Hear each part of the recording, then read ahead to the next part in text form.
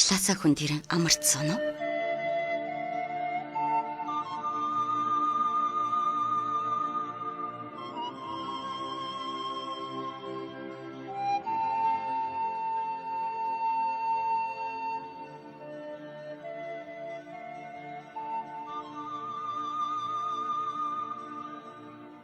Таны богино амралтанд зориулж утга уран зохиолын яруу ихшгээр аялуулъя. Та унших хэрэггүй, зүгээр л сонсоорой. Цай уух зур радио нэвтрүүлэг.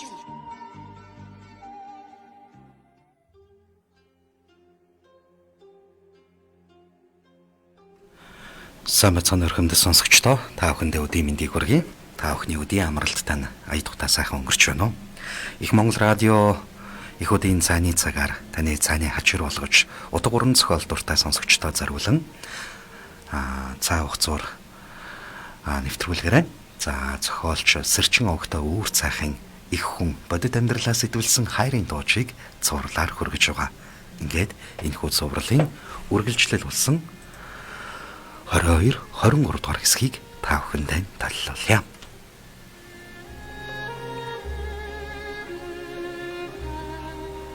Их хүн бодит амьдралаас сэтвэлсэн хайрын дууч 22 дугаар хэсэг.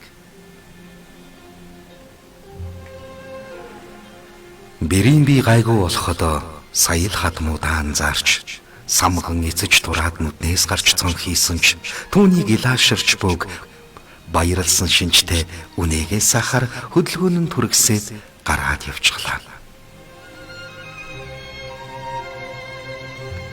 Хадмаав нь уг нь эрт босоод гараад явчихдаг боловч энэ удаа гэрийн зүүн хаяанд сэрэх янзгүй хорхирна. Ганц өдөр ч гэсэн тос болж хон эргүүлж өгье. Утахгүй төрнө. Тэр үед хэдэн сараар тусалж чадахгүй гэрт суух хэрэг гарна.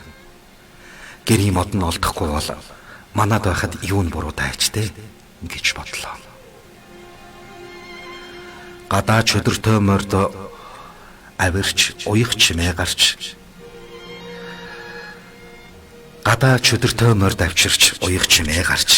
хадам аавынх нь дагвар хүү болох залуу гарч ирлээ. Гэнэт түүнийг санаж манад ч нэрээ зочин ирчихсэн байгаа шүү дээ. Дээшээ суув гэж бэр түнд цай цуу хийж өгөнгөө чөдөртөө морь холдчихв гэхэд нодрогон доржийн торгон хээр манай мордтой хамт идээшлээд хонсон бахаар нь дөхүүлээд ирлээ. Би чинь муу байхад 2-3 өдөр нийлээд хонсон байсан. Аваач ч өгөхөөр л шөндөө манай хидтэй нийлж хоноод байх юм. Аяартаа хүргээд өгчихье гэж хадам ах нь хэллээ. Бэр үгүй дээ хэрэггүй доржгаа төртлөө унаж бай гэсэн гэхэд залуу чамд өглөө гэж үү гэсэн аятай том харснаа. Сони юм та. Ямандаа тиймч харан босч энэ морийг бахим хүзүүтээр номхруулж авчихаар хинд ч өгөхгүй хав дарчхаад их нэртэй хүртэл ховорхон унуулсан та. Ямар учиртай байсан юм болов? Хэмээн амандан өглөөд чимээгүйхэн дээш суулаа.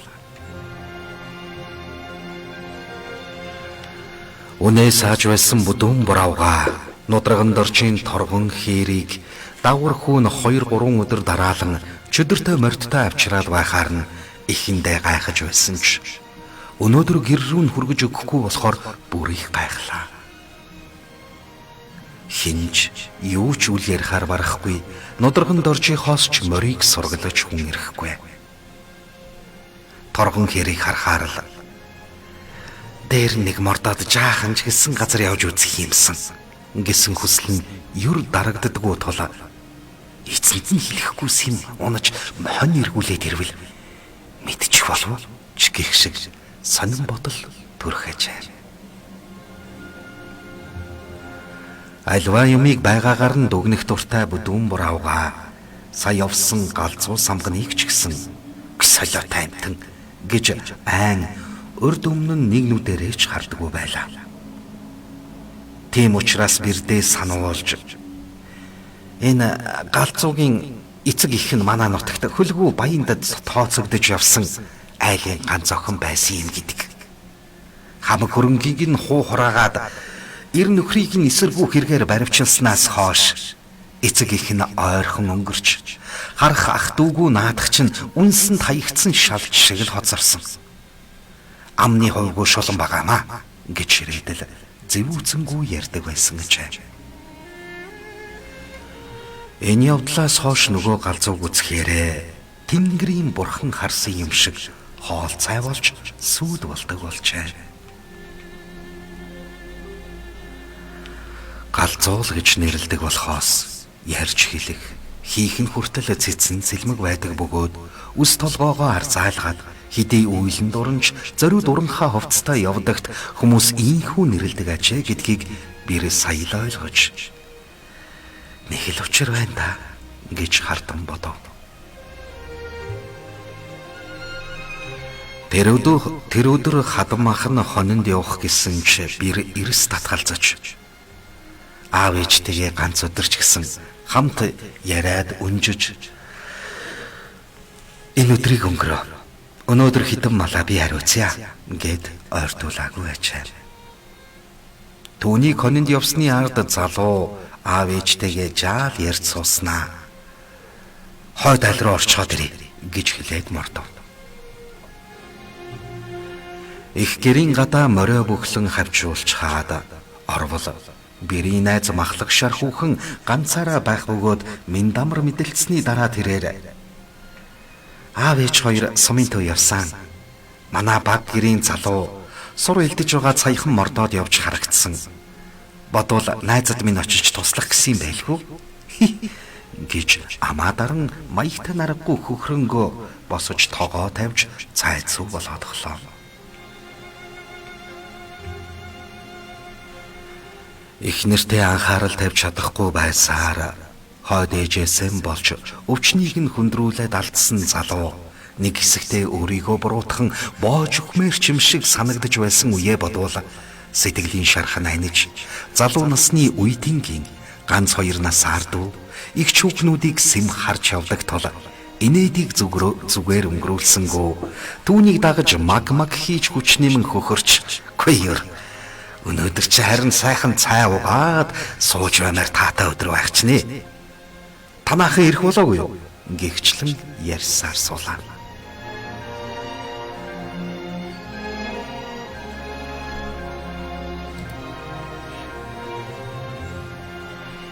Бэрийг хоноо эргүүлээд нэгэн хадны сүлэрт сууж байталаа.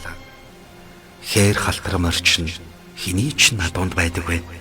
Хилэн гийж аахан тэр минь хэний ч хажууд суудаг бай гих уртын дууг баригл сайхан хоолоогоор уянгуулах нь сэтгэлд нэг л дотн сонсогдоход өндийн харвал бахин хүзүүт жороо хэрэг унчихсан хажуугаар нь өнгөрч явснаа түүний харангуут чимээгүй болж жолоогоо эргүүлэн хүрээдэрлээ.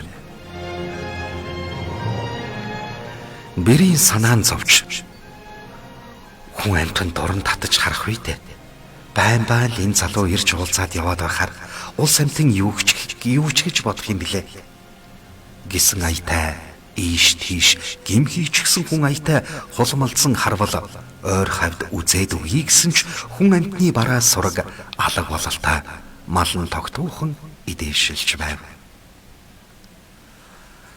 Залуу минь дамар мэдэн газар суугаад эртэд танаашаар найз байхад хэлж чадаагүй маа. Би ч ойр зүрийн ажлаа дуусгах чад байгаа. Хонь малыг ч эргүүлж өгч тусалж чадна шүү. Түрүүн сумын төв ороход эмч асууж байна лээ. Чамайг авч яваад эмчд үзүүлээд ирж чадна шүү. Тэр далмаар нөхөртөө захаа явуулчихгүй юу? Миний найз гээд их л нууцм хэлэх гэж байгаа аятай төвдрэн барин хэлжээ. Төвний царай их л ажил хийчихсэн аятай улааж нүд нь үе тогтож харахч сандарсан байртай өөр зүг рүү бушуухан өөрчлөх ажээ.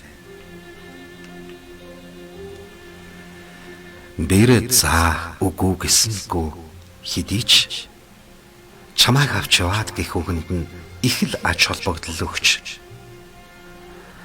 манай нөхөр ийшээ тийшээ ганцаараа яваад л байдаг болохоос чамайг авч яваад гэдэг үг ерөөхийлж байгаагүй юм байна. Ийм тосрохоо хүн чинь төрүүлж өсгсөн ээжтэй яагаад тусалдаггүй юм болов гэж бодож байсан чинь хадам ээж учрыг нь хэлж үлээ. Доржмаа хүүтэй нийлээд гэрт нь байлгах гэж ганц 2-3 удаа оролдоод бүтээгүй юм гэдгээ. Гэрээ орхиод айл амтнаар хэсэж яваад ирдэггүй гэсэн байх шүү. Хөөрхий ээжигээ бодоод илгэн хатдаг байх та зайлуул гэж бодлоо.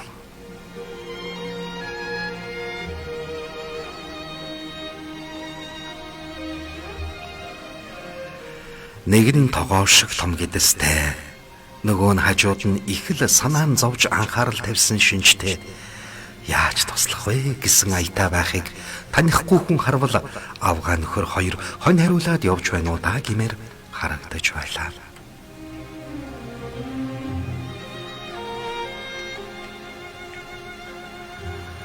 Хорин 3 дугаар хэсэг.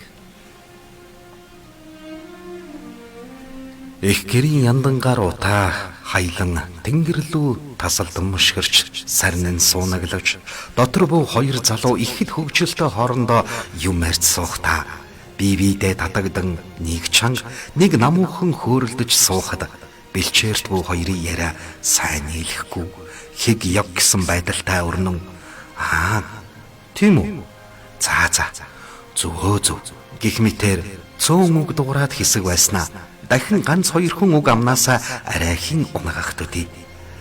Албадлагаар шахуу дуурах байдлаар өрнөж цаг хугацаа их л удаан явж юу мэт боловч хонноосоо төрүүлж ирээд угтад суусан хад руу чиглэн тогтуухан бэлчээрлэх сүргийн зах залуусын хажуугаар ирж хөхөнгөтөө нэгэн сэрх тэр хоёр руу нэлээд ойртож гайхсан байртай ширтэж байснаа үзүүрээсээ үргэсэн хоннуудын дүэнээр маа гэж дуураад хажуугийн хад руу ганцхан өсөрч дээр нь гарснаа цааш тоглон бууж алга болохдоо зэрэгцэн хадны үзүүрээс нэгэн хүн гинэт гарч ирсэн нь бахим хүзүүтийн ээж буюу өнөөх галзуу гэгдэх самган ажээ.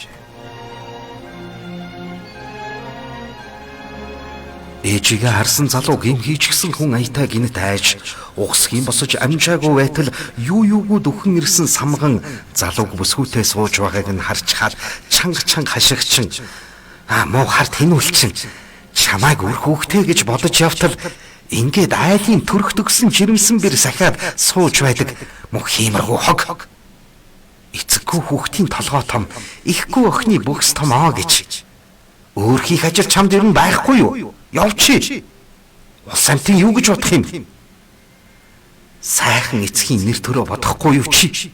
Ингээд хөрүүгээ очиж үргэлж барайд гүйж явдаг саваагаараа нүр нүдгүй цоглон хөөхөд залуу хоошоо ухран морь руугаа дөхөнгөө толгоогоо хамгаалж гараа өргөсөн ч ихэд хэлгэнсэн их яаж игээд түүнийг эн тэндгүй тоос бүрэгтэл гөвшөж орхилоо. Бяцхан чөлөө гармагц залуу самбаачлан зай авч холдоод үгүй ээжээ та буруу ойлгоод байна. Би санаандгүй таараа гэхэд чамд ёс чурам гэж байна уу?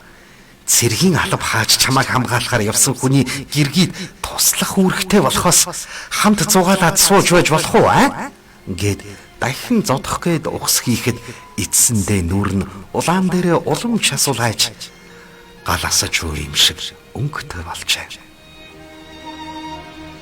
Энэ хооронд юу болж байгааг сайн ухаж ойлгоогүй бэр гинэт сэхээ авч сандран босож "Үгүй ихчээ, миний буруу. Хүүтэн холуур дуу аялаад өнгөрч явахт нь сумын төв рүү захиад байх гээд би дуудсан юм аа" гэвэл хэлгэнсэн их зог тусснаа. Аль тэр захиагаа надад өгч. Үүнээс хойш энэ муу тэнүүлчин залуугаас хол байгаарай миний охин. Сайхан нэрийг чинь сэвтүүлнэ. Миний охин янз бүрийн юм хэрэг болвол эмээн хүр ээдлэрнэ гэж амьсгаадан. Хүчи тэр доржих руугаа явахгүй юугаа хийгээ зогсоод байгаа юм. Одоо яваач.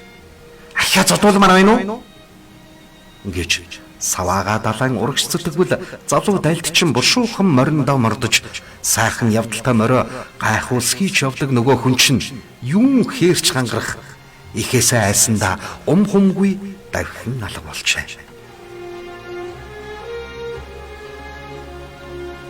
Самган бэрийг харж зогссноо дахиж юу ч хэлсэнгүй. Захаач нэгсэнгүй, чив чимээгүй алхсаар яваад өглөө. Энэ үед алдагдсан үхэр туглаа хайж явсан урд голын хоовон хөх гих нэртэй залуугийн ээж. Ховонд дуртай шар самган урд ингэрийн хаттай өндрийн орой руу арайхийн авирч гараад түр амсхийн суухтаа амандаа өглөн. Хитэн хармоо. Үхрийг хараач яваа хараалын үг. Хаашаа алга болчихдөг юм бол доо. Чихтэй сони юм да. Гэж дуран татаж ийш тийш сайтар нэгжтэл үнчин толгооны хадны хажууд хоёр имээлтэй мор харагдахад ахиулан харвал жирэмсэн бэр бахим хүзүүд хоёр их л дотн байдалтай ойрхон суугаан дурангийн хараанд содон туслаа.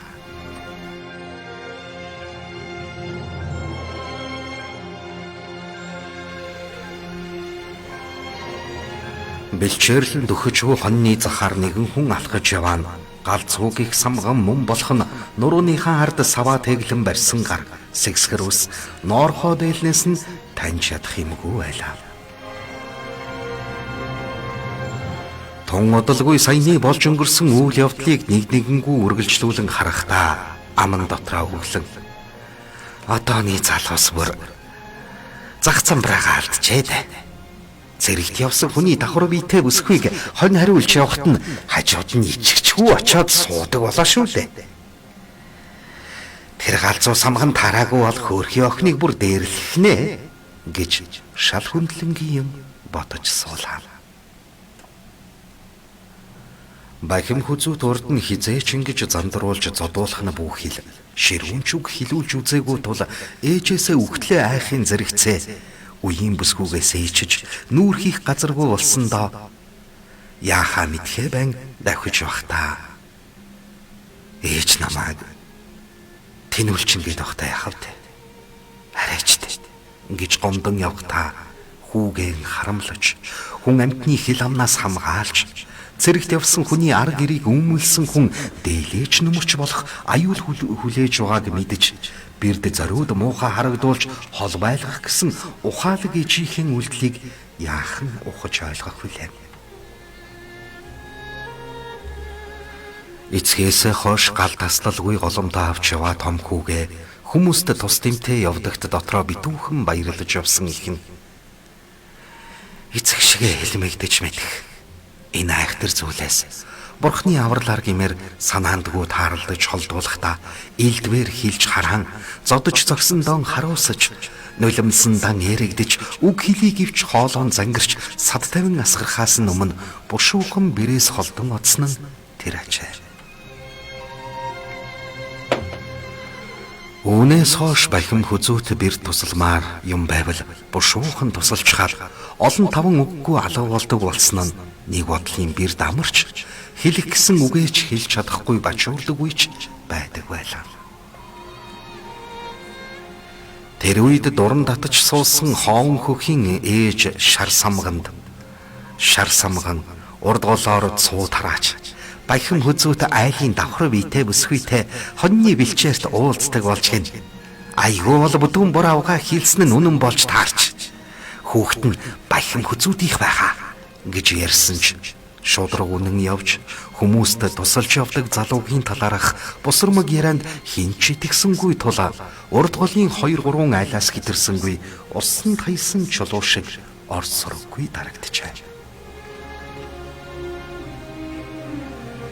Бахим хүзүүт морой хайрлаад ухаан чулуугүй тавхидаггүй ч саяын явдлаас болж морины хар гүүхээр баг гэрийн гадаа ирэхэд их гэрийн дотроос чанга инээлдэх ирэм хүмүүсийн яриа сонсогдоход хийм болоо гэж харанхуй бэрийн хадам ахын морины эзэн энэ герт их л удсан бололтой уяан дээрээ хэвтэн зөөрмөглөж байгааг анзаарч. Ийм сайхан айлын охин хавийн орсон гарсан залуустай зах цамбраагүй уулзч байх. Маягтай гэдэг. Ингээд байвал цаг зуурын жаргалыг хөөсөн залуусал түүнтэй уулзнуу гэхээс Нэг насыг хамт хилээж ханилан суух хань яаж олдох вүлээ гэж харуулсан бодлоо.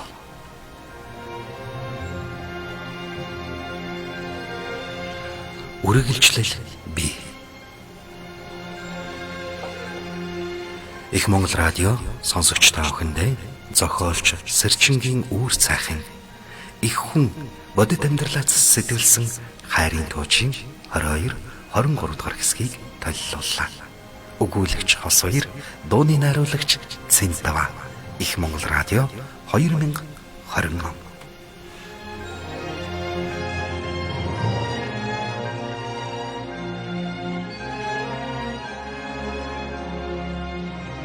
Сонсогч та өдрийн цайгаа уучгаад төрч чулуу ажилласаа хүндэрэн амарцсан уу?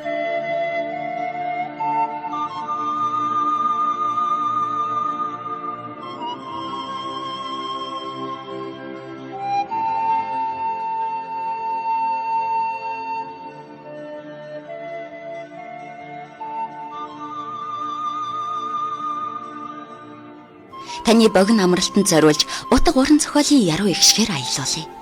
Та унших хэрэггүй, зүгээр л сонсоорой. Цай уух зур радио нэвтрүүлэг.